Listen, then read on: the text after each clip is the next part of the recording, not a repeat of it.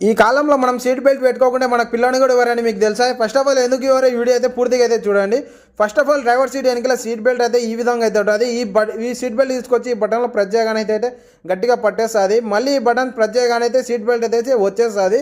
మనం seat belt పెట్టుకుంటే వచ్చే ఉపయోగం ఏంటంటే, మనం పెద్ద పెద్ద రోడ్లు ఖాళీగా ఉన్నాయని చెప్పేసి 100, 120, 130 స్పీడ్ అయితే వెళ్తుంటాము. అలాంటప్పుడు సడన్గా ఎవరైనా మనకు తలమాసిన అడ్డం దూరినాడంటే సీట్ బెల్ట్ అనేది ఈ విధంగా అయితే గట్టిగా పట్టేస్తుంది. దీన్ని చిన్నగా గుంజడం వల్ల వచ్చేస్తుంది, కానీ గట్టిగా లాగడం వల్ల అయితే అస్సలు రాదు. మనం వెళ్ళే స్పీడ్కి వచ్చేసి ఎవరైనా సడన్గా ఎన్నికల గురించి గుద్దినారనుకో, మన ముఖానికి ప్యాచ్లు అయితే మన పిల్లని ఎవరిస్తారు మామ? చాలామంది ఇంత చిన్న లాజిక్ నీకు సరిగా చెప్పడం వల్ల అయితే అర్థం కాలేదు.